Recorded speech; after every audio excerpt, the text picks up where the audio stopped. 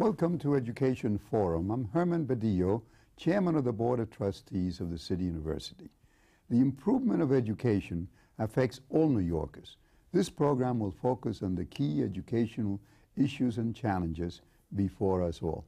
My guest today is Professor Joseph Bitteretti, who is the Research Professor of Public Administration in the Robert F. Wagner Graduate School of Public Service at New York University, where he is the Director of Program on Education and Civil Society. Professor Bitteretti is really a product of the City University because he got his BA and MA in Political Science from Hunter College and his PhD in Political Science from the Graduate School here at the City University of New York. He has written many books, including his latest book, which is called Lessons from New York City Schools with Diane Ravitch. This was published in the summertime. But we are going to be discussing today a report that he just recently published called State of the New York City Public Schools 2000. This is a second report of, that he has been publishing on a yearly basis, and it talks about what's been going on in the schools recently. Tell me, Professor Bitteretti, what is the state of the New York City public schools today? Well, this is an overview that we've done through the Manhattan Institute Center for Civic Innovation. And what we try to do is get a snapshot of performance within the city school system. And it's, you know, it's kind of a just the facts format, which presents various forms of data on how well the schools are doing. Let me start with some of the good news. Some of the good news is that there has been a notable and significant improvement in student performance on the last year's tests that were administered both by the city and the state.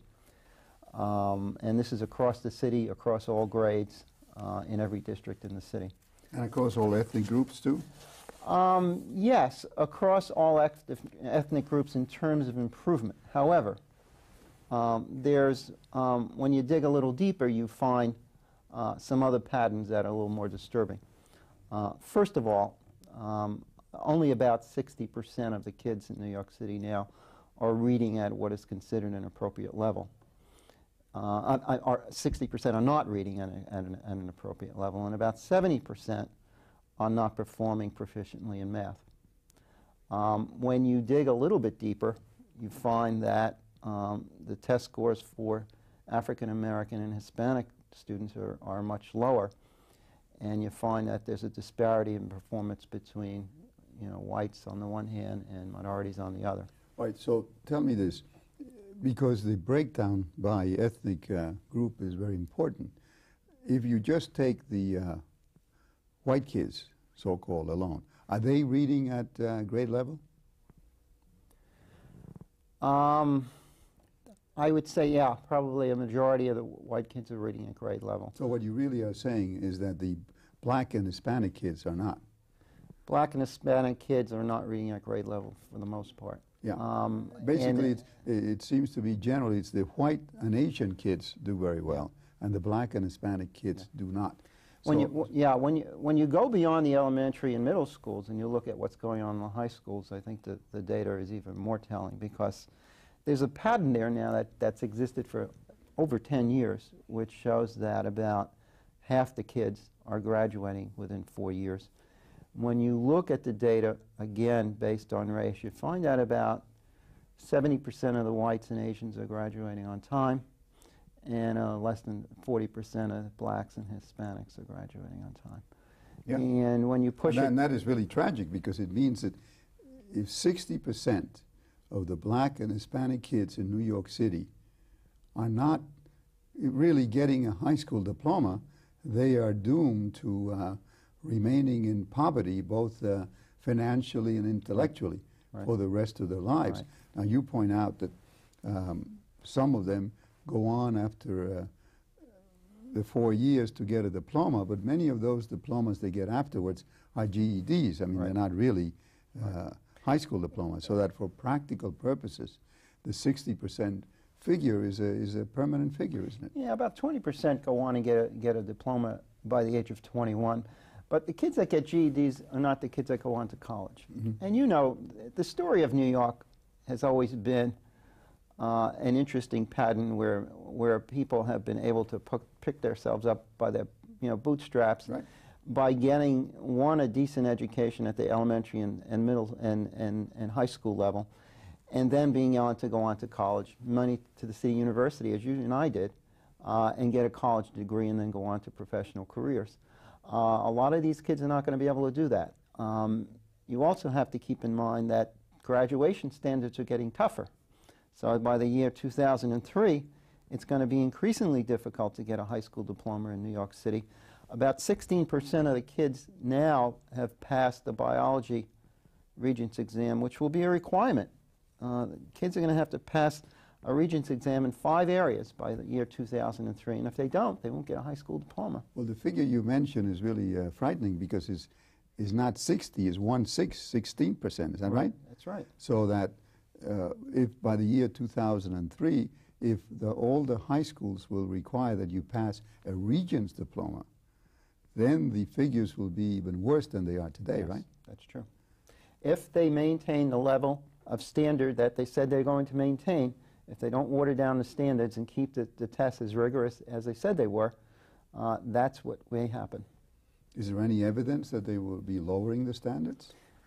There have been questions raised. I would say a lot of people would say that the tests are easier than they had originally promised. But I can't say at this point that there seems to be a large, a widespread pattern that they're watering down the tests. I think it's something we need to keep an eye on, though.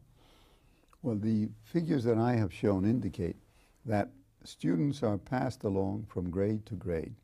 And then when they get to the 9th grade and 10th grades, you have the highest dropout rate, because it's at that age that the students get to be 17 years old. And then the law says that they don't have to go to school anymore. So you get a huge number of students dropping out at the 9th and 10th grades. And that's the tragedy. I mean, we know so much about this. I mean, there's so much research that shows that kids that don't get a high school diploma don't do well in so many areas. It's correlated with not only employment, but family structure, with crime. There are so many social variables that are connected to a decent education that it's impossible to overstate the importance of it. And this is something that we need to keep our eye on, because what would be terrible is that over the next 3 or 4 years, as the standards get higher, if we don't meet the need to educate kids better, then you're going to have a lot of kids who are dropping out and who are not getting a decent education. You're going to kind of be on the sidelines of life in New York, which has shown so many so many other manifestations of development and improvement in the city. More jobs available. It's become a very more exciting place to live than ever before. And these kids are not going to be able to be part of this if they don't have a decent education. Well, you alone have written many books on this subject, and Diane Ravitch has written many books, and a lot of professors have written books. But still, the predictions that you make and that she makes is that things are going to get worse. They could, if we don't do better. I mean, we've got to, But what makes you think that we're going to do better if we haven't been doing better? Well, because you have a chart here that shows the percentage of students graduating in 4 years from 1989 to 1999, and really it's basically a chart with no increase. Yeah, it's pretty flat. Yeah. Well, what the hope is that as we begin to focus on data like this, we provide some kind of an incentive for people who make decisions in schools to focus on what needs to be done and to make improvements. For example, one of the things we've been talking about a lot in New York is raising standards. Well, you don't raise standards just by leaving kids back. You don't raise standards just by testing kids. You raise standards by teaching them what they're supposed to know. And one of the things I would like to see come out of discussions like this over the last few years is a greater focus on curriculum and a focus on what kids are supposed to be learning. What is the curriculum now in the average school? Well, we're told there have been certain steps taken to improve the structure of the curriculum so that we have a more precise understanding of what kids are supposed to know at particular grades. I don't think we've gone far enough on that. I think there needs to be more precision with regard to expectations, and there needs to be a better understanding on the part of parents and children what's expected of them. You know, it's good to raise standards, and as you know, I've been talking about this for a long time, but you don't raise standards by talking about it. You raise standards by teaching kids what they're supposed to know. And this first step of that is a curriculum that says, this is our expectation at a particular grade level. Well, who is it that raises the standards? Because you said on the part of the people who are supposed to do it. Well, we have a situation now where all presidential candidates are saying they want high standards. That the candidates for the Senate and both parties, Hillary and Rick, are also saying they want to raise standards. And everyone in the state legislature and the city council says they want to raise standards. But who actually is the person or persons who should be raising standards? Well, as far as the national campaign is concerned, you know, there's been some discussion of national standards, voluntary standards, right, which I think is a move in the right direction because it gives us a barometer, a national barometer, to evaluate how our kids are doing. And, you know, we now have... Who would set those standards? The Secretary of Education? Well, they would be voluntary, yeah, and they would be set by the State Education Department. But, you know, to get to the bottom line of what your question is, education is essentially a state and local issue. And the standards have to come down from two places. One is the State Board of Regents, and even more importantly, in New York City from the Board of Education. The Board of Education has to take a very robust and serious and focused look at what the curriculum is in New York City and to spend more time on developing in a way so that we know what kids are supposed to learn. One of the things that, and it's a chapter in the book about it, one of the things we need more focus on is phonics. Reading is so essential. If children don't read well, it hinders every other aspect of their education, of their learning. And we don't have a clear policy on reading in New York. Okay. There's no focus on phonics. And there's so much evidence that shows that, particularly when you're dealing with poor kids who come from disadvantaged backgrounds, that phonics really helps them so much in learning to read. And yet, we don't deal with it that way. All right. We'll be back after these announcements. Now batting, Rhett Butler. Butler? He's a dinosaur. They should rename this place Jurassic Park in his honor. Dinosaur, huh? Did you know that Shunosaurus and Ankylosaurus dinosaurs were capable of delivering crushing blows with their bony tail clubs? If education is important to you, talk to your child's school about raising academic standards. Call 1-800-38-BE-SMART for a free booklet and be a big league parent. Even my third grader knows that. Smart kid. We're back today with Professor Joseph Viteretti, who has prepared a report called State of the New York City Public Schools in the Year 2000. Now, this report indicates that the problem is not the same in all of the schools, and it isn't even the same in the schools only which the Board of Regents have said are under registration review. So what exactly is the problem? Well, part of the problem is that we have schools in New York City that are just not functioning well. How many of those schools? Well, out of how many?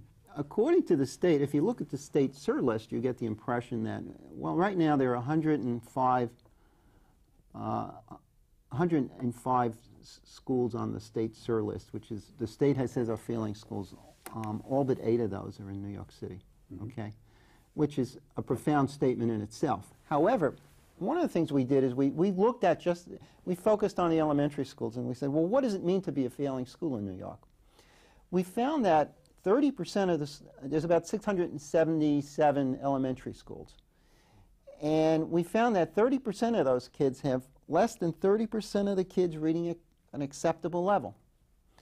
Another 20%, or half, have less than 40% reading at grade level. And the point to be made here is that there are a lot of failing schools in New York City. So of the 677 elementary schools, by the criteria you've set up, how many would you consider to be failing schools? Well, I would say about 190 are failing schools because they have less than 30% of the kids reading at grade level. I think, you know, when people talk about this, these sound like numbers, but, you know, if you think of it as a parent, you ask the question, what parent would want to send their child to a school where less than 30% of the kids are at grade level? It's a catastrophe. Well, I'm sure they don't, but first of all, do the parents know that there are, in fact, that many schools that are failing? And secondly, if they knew, what could they do about it? I don't think parents understand, nor does the New York City people understand to the extent that they should, the level of failure within the system.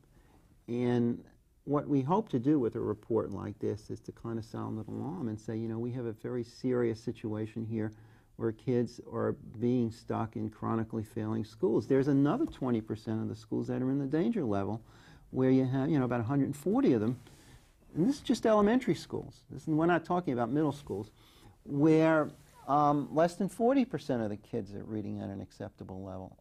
So, you know, I would consider them in the danger zone. The point is, I think, to try to get people to focus on this so that there's some kind of a political mandate to start focusing on these schools and provide alternatives to these schools. I mean, we have a charter school law in New York now, which gives the chancellor unlimited authority to convert schools if he chooses to. Yeah, but the charter school law only provides for a maximum of 100 charter schools, right? And you say that if you have at least 30% of the schools. Well, there's a maximum of 100 schools that can be new schools that can be started by the state through the Board of Regents or through the SUNY board, but there's an unlimited number that can be started or converted in the city. That goes beyond the 100. So there's a resource there.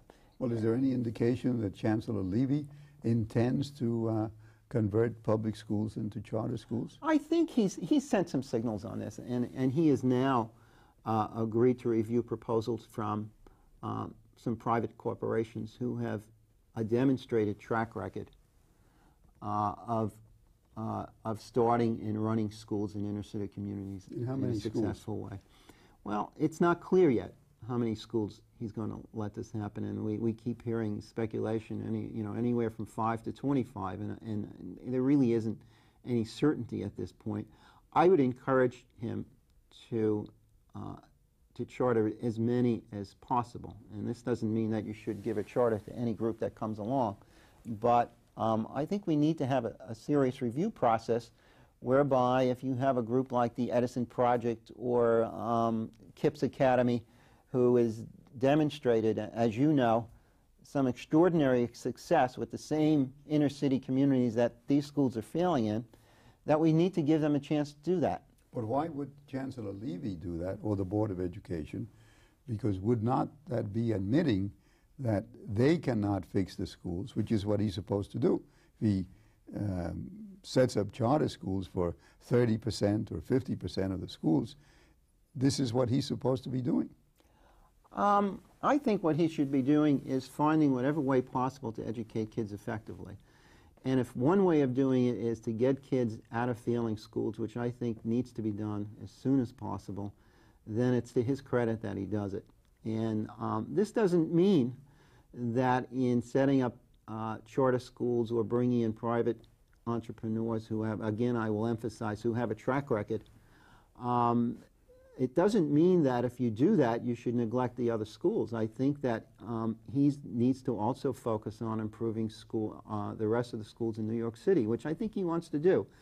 No matter what we do with a charter school law, even if at some point New York City was bold enough to say we're going to take some of these kids and put them in some private schools and give them scholarships, the majority of kids in New York City are going to attend public schools.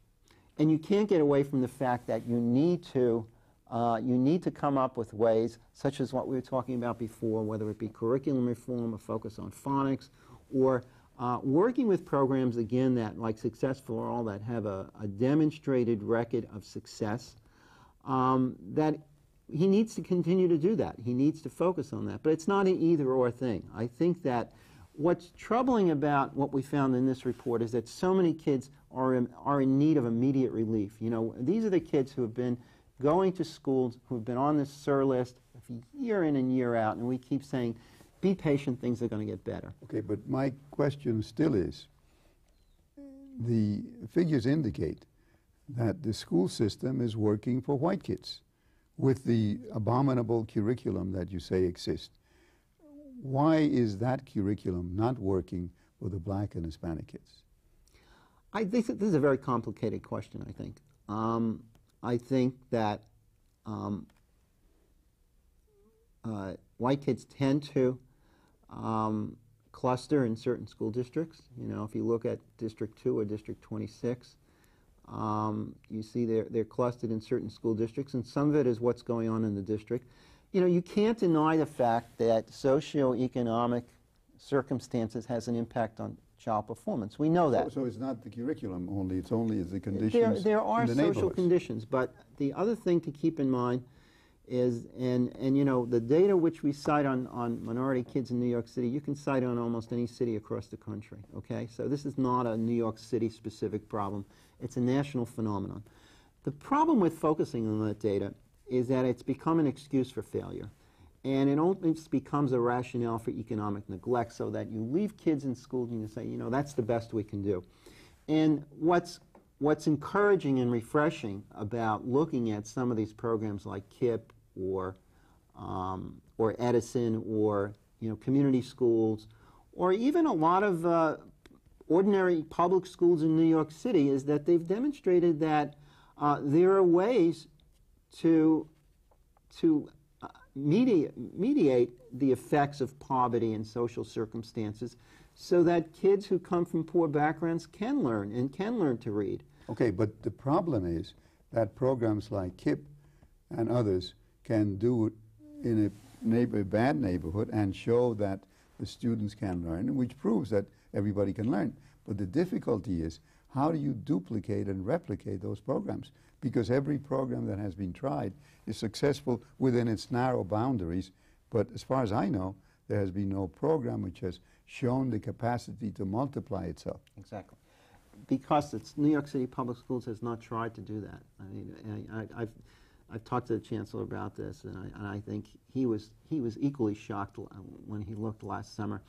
You know, we've been through 2 summers now of remediation, and there is no really concerted effort to say, looking at the public schools themselves, what works and what doesn't work, and what have we done to replicate these programs. And there's been moderate efforts to do that, but New York City has a very poor track record on replicating its own success. All right, but taking the KIPP program, for example, one of the fundamental and essential parts of that program is a longer school day, right?